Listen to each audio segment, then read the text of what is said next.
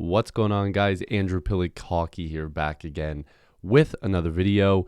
Today, of course, we're going to be looking at some more Toronto Maple Leaf trade rumors, some trade talk, and I'll be giving you guys my opinion for sure.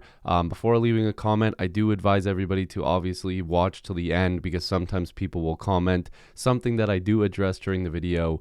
So please do wait to comment if you're going to comment. But again, if you are new here, also make sure to like this video and subscribe. I think we're really close to like 11,000, so please do that. I know there's a ton of people that watch this that aren't subscribed, so I'd greatly appreciate that. It does help me quite a lot. So yeah, there's definitely some stuff that's been popping up in terms of Leafs trade rumors that I want to get to. And it's starting off with a forward, which the Toronto Maple Leafs are probably going to be spending most of their time looking at their blue line because we've seen that there is a constant need for them to upgrade in that top four, or to at least give them some depth in their bottom pairing with that physical presence, maybe a guy that can put up some numbers while also being a very good, defensive, two-way type of guy. So we'll have to see where they go. But in terms of maybe an upgrade at the forward position, one name that's been brought up from the Chicago Blackhawks is Brandon Hagel. Now, Frank Saravelli said that the Toronto Maple Leafs are one of 4 teams that are interested. And Brandon Hagel's been really good. I mean, if you're looking at this is being posted by the LeafsNation.com, but there's data coming from Top Down Hockey, cap data from Cap Friendly. There's a bunch of different stuff here, so make sure to go check all that out. Of course, Jay Fresh Hockey providing all of these different charts, which has been incredible for, creators like myself. But you're going to see there, obviously, we've discussed this before, there's a lot of deeper analytics that a lot of people don't like to talk about. But if you want it in the simplest form, when there's blue, it's good. When there's red, it's not so good. He's definitely a more of an offensive guy. But if we're trying to look at why this would make any sense for the Toronto Maple Leafs, and I'm not saying it does, I'm just talking about the rumor, so please just wait a second.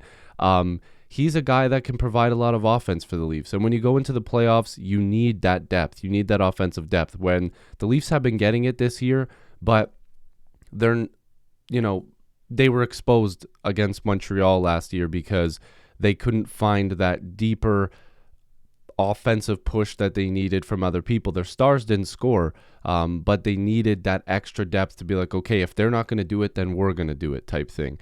Do I believe that this is going to happen? No. Do I think it's a good option? Yes. But is there a different option? I think it's Nick Robertson. I think if you're going to get a guy that can put up offense and you want that offensive depth, if you feel like inserting another forward into the lineup, which I don't know who they would take out right now, but if, let's say, there's a stretch of bad games from an Ilya Mikheyev or a stretch of bad games from Pierre Engvall, and you're kind of worried about going into the playoffs with those guys, I would much rather the Leafs give a shot to Nick Robertson because, 1, he's much cheaper, and 2, I think he provides a lot of what Brandon Hagel does, although Hagel has proven that he can score a little bit at the NHL level, and he's a little bit more physical, but at the same time, it's about spending assets, and what I've been so keen on and what I've been talking about is acquisition cost, and we're going to get into that later on when it comes to talking about Ben Chiarot again, because I think a lot of people are a little bit confused on why I keep talking about Chiarot. Now, Hagel, of course, is coming in at a $1.5 million cap hit, which is a really good number. He's putting up some offense, but you're going to see he's got this deal for this year, the next season, and the season after that. So, a very good option, cost controlled. And he's been playing a lot with the top players in Chicago. He's been playing on their top line. 27 points in 45 games played, 14 goals, and 13 assists. He's putting up production like Michael Bunting, because Bunting's got, I believe, 33 points on the season at the time I'm recording this, which is the 19th of February. So Hagel is a good option, but at the same time, acquisition cost, I talk about it a lot. I just believe that it makes a lot more sense if the Toronto Maple Leafs were to go and spend these assets on somebody else. And like I said, I just want to bring up the report again so you guys don't think that I'm making this up or something. Frank Saravelli was the one who reported it. There's a few teams interested, Florida, Toronto, New Jersey, and Calgary. Again, you'll see a team like New Jersey and be a little bit confused. But when you get a guy that's at $1.5 million and you can keep him for the next couple seasons and he's going to give you some offense, that's pretty good value. I mean, you want to find guys that can be a staple in your lineup for a very cheap price.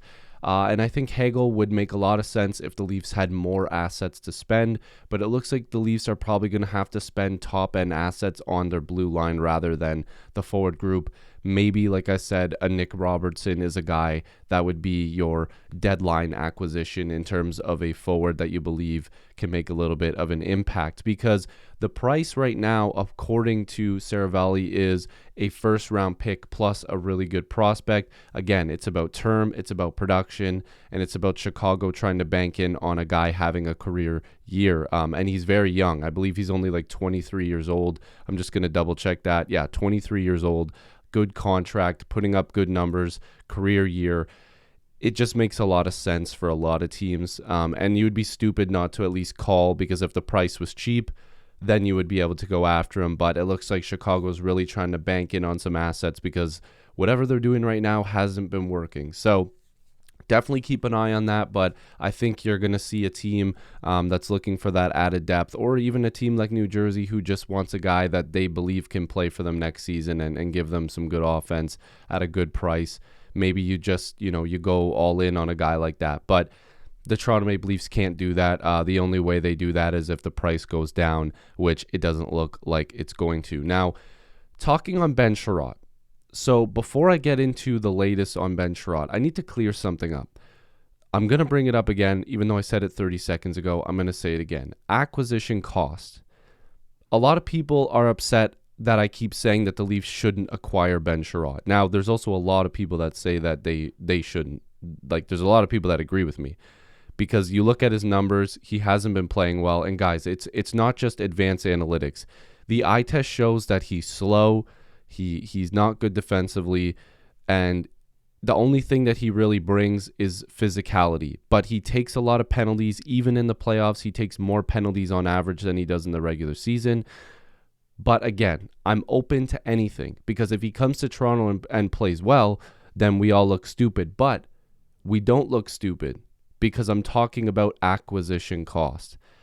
If the Toronto Maple Leafs have to push all their chips in on one name to come in this year, and they have to spend a first-round pick and a prospect, or maybe an additional pick, I don't want it to be Ben Chiarot. If Ben Chiarot was like, a third-round pick and like maybe a B to C level prospect, sure. You want to add physicality. It's a little high still on a price that I would pay, but if you're going to be bringing in somebody like Chiarot, you can't give big assets. It does not make sense. Montreal fans are begging the Leafs to make this trade, or anybody to, because they know they're going to win this trade. It's a king's ransom trade if you get a first-round pick for Ben Chiarot. I cannot see the Leafs paying that price, but again, somebody might. What I'm saying is Chiarot for the right price, for a lower pick, for a B to C level prospect, sure. But I am not spending your best assets on Ben Chiarot. I would love to acquire him for a cheap price, but I would definitely not pay what Montreal is trying to acquire him for. Now, there's some dueling reports coming out. So Chris Johnston on the CJ show on the Steve Dangle Podcast Network, we got to give credit to those people. But Joseph Zeta, getting the tweet out here, says, the Maple Leafs, I know, have called on him a fair bit, and some believe that they might, perhaps even be the front runner to land him. Montreal is willing to retain 50%. CJ then tweaked what he said about them being a front runner and said, to be more specific and more clear, Toronto seems to have a high degree of interest in him, but they're not alone. Toronto gets us probably the clicks if we use that, but they're not the only team. So basically what CJ is saying is that the Leafs being the front runner is clickbait. It's just to get more clicks. And let's be real, the Leafs and their fans, we all know, we're together in this, me and you. Even if you don't agree with anything you're saying, what I'm saying, we're going to agree on the fact that Toronto gets clicks, okay? And me being a Leaf fan, I love talking about the Leafs. I'm just glad that people watch the videos, but we do know that the Toronto Maple Leafs get clicks, okay? And I have an excuse. I'm a diehard fan, okay? I'm legitimately a diehard fan. You ask anybody around me, they'll say this man loves the Toronto Maple Leafs too much.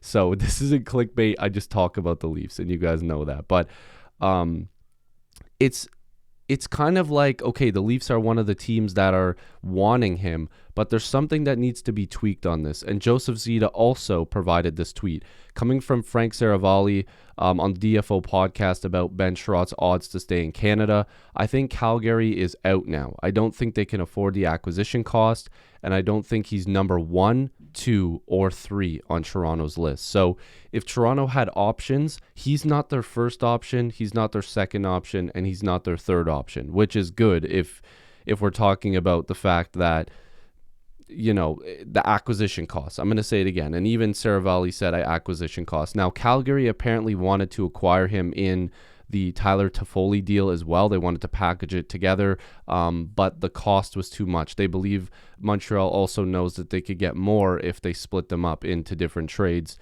That also came from the Steve Dangle Podcast Network. They were talking about a report as well. And go check out that podcast, man. Like that whole network, the Steve Dangle podcast, the CJ show, they've got some new shows on there that have been really good that I need to really keep watching the episodes because they've been so good. Agent Provocateur, like they're just doing amazing, and I'm sure you guys know. But to get back on track, Chiarot is not one of the Leafs' top options according to Frank Saravalli. But again, if the cost was low, if Montreal goes into the deadline and goes, well, we'll take a third-round pick, then I wouldn't be against it. I really wouldn't. It's just about how much you're paying for a guy that only does one thing right, and that's being physical. Whereas you could acquire somebody that, okay, maybe a Josh Manson isn't playing the greatest, but Manson is physical. He can give you a little bit of offense. He can give you a little bit of that defense, but he's a lot better of a skater, in my opinion. It's a little bit of a different ball game. You're trying to acquire the best piece possible. And I see some people going, well, you know, they just should get depth.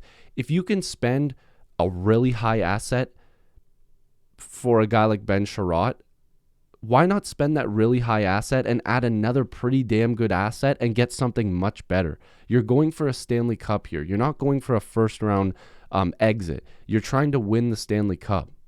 So don't put all your assets into a guy that might put you over the edge in the physical category. Get a guy that can do a little bit of both. And that's what they need to do. It sounds self-explanatory, but it's not, according to all these reports.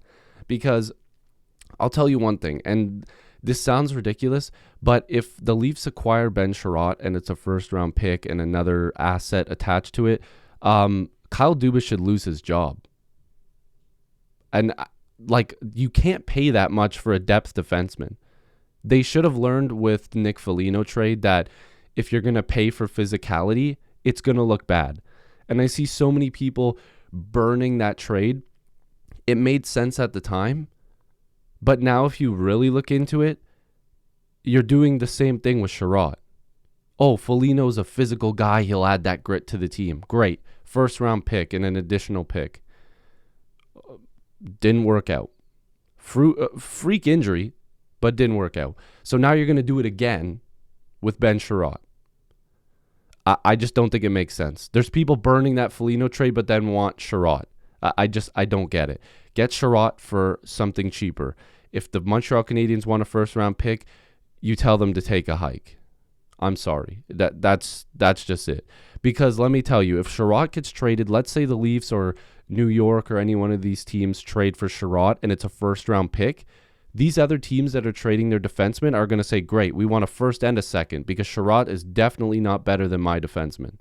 So that better not set the bar because it's going to be a boring trade deadline because these trade prices for a guy like Chiarot is way too high. It's way too high. So if you are new here, make sure to like this video and subscribe. Leave your comments down below. I still really want to do a weekly podcast on here, so please let me know if that's something you're interested in. Again, subscribing here does help me a lot, so please do so. I love and appreciate you guys as always. And hopefully I'll see you guys in the next video or stream. Leave your suggestions down below. Peace.